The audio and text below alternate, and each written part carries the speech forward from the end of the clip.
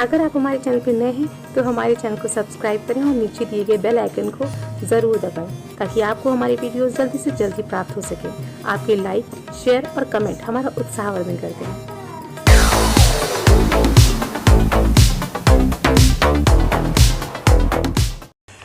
मैं सनातन हूँ, मेरा आदि है और ना अंत।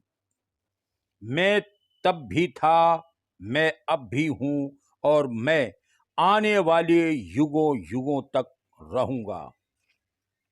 आज मैं तुम्हें अपनी संस्कृति से जुड़े एक बेहद महत्वपूर्ण विषय पर बताने जा रहे हैं।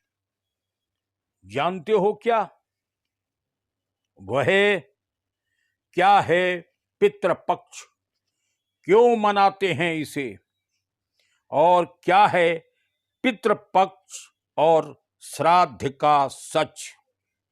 आज मुझे इस विषय पर बोलने के लिए इसलिए विवश होना पड़ा क्योंकि आज की युवा पीढ़ी हमारे ऋषियों की इन परंपराओं का मजाक उड़ाकर इन्हें मात्र ढकोसला कह रही है।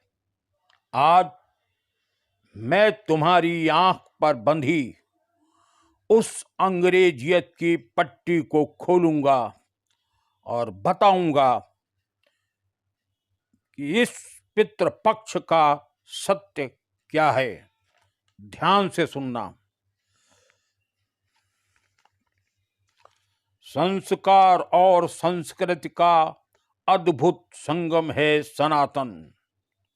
आदि ऋषियों द्वारा स्थापित संस्कारों को आज जो भोंडे और ढकोसला कहकर उपहास उड़ाते हैं, उन मूर्खों को नहीं ज्ञात कि हमारी ऋषि सामान्य नहीं बल्कि तुम्हारी भाषा में ऋषि ही रिसर्चर थे।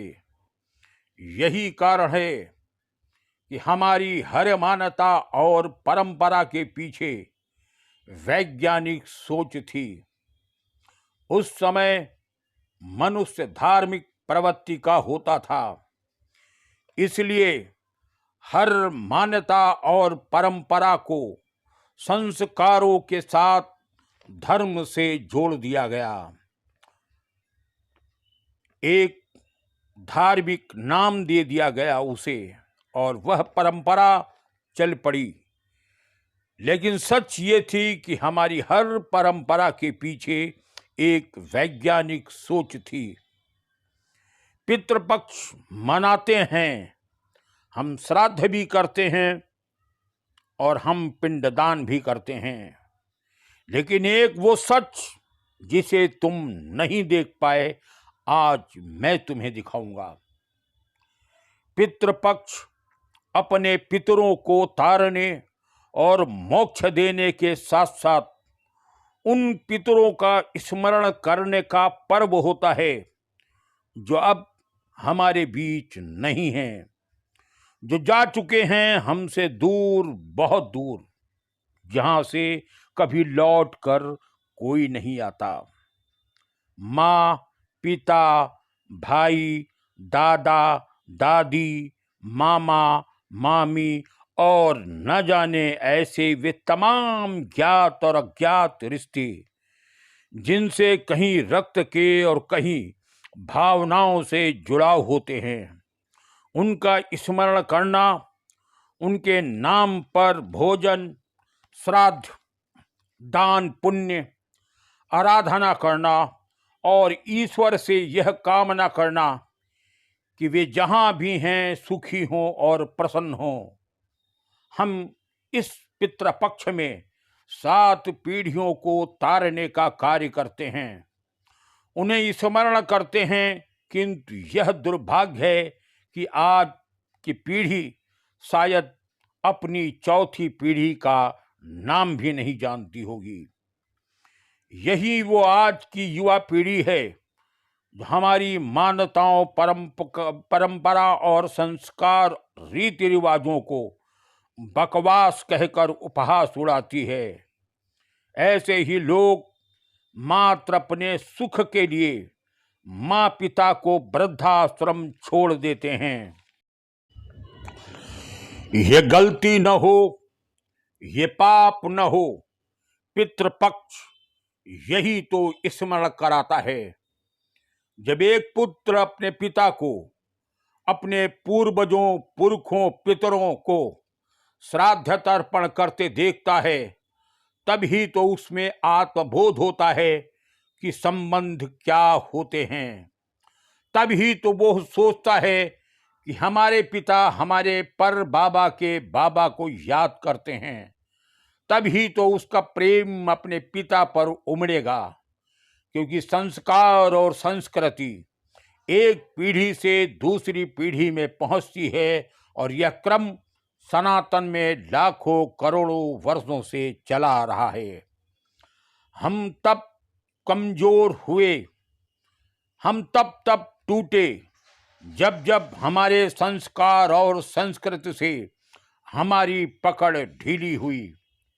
पितृपक्ष में हम ब्राह्मण, गौ, गंगा, पशु, पक्षी सबका स्मरण, आदर, सम्मान करते हैं। हम कृतज्ञता व्यक्त करते हैं अपने पूर्वजों को, जिनके कारण आज हमारा अस्तित्व है।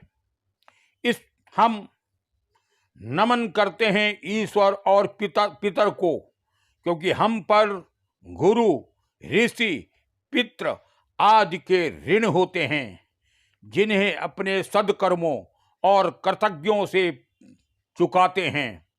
हमारी वैदिक सनातन परंपरा के संस्कार और संस्कृति की डोर को पकड़े रहिए, उनका निर्वाह करते रहिए, अन्यथा अंत में यह न सुनना पड़े कि हमारा पुत्र आपकी नहीं सुनता है, बहू सम्मान नहीं करती है और आपका अंत किसी वृद्धा आश्रम में हो। इसलिए पितृ पक्ष में पितरों को संतुष्ट करें और यह क्रम चलाते रहें। अपने संतानों में यह संस्कार डालते रहिए कि आज जिनके कारण हमारा अस्तित्व है, आज जिन्होंने हमें यह जीवन रूपी वरदान दिया है, उनका सम्मान और उनका स्मरण करना हमारा कर्तव्य है। और हम एक नहीं बल्कि 7 पीढ़ियों को एक साथ याद करते हैं पितृपक्ष में।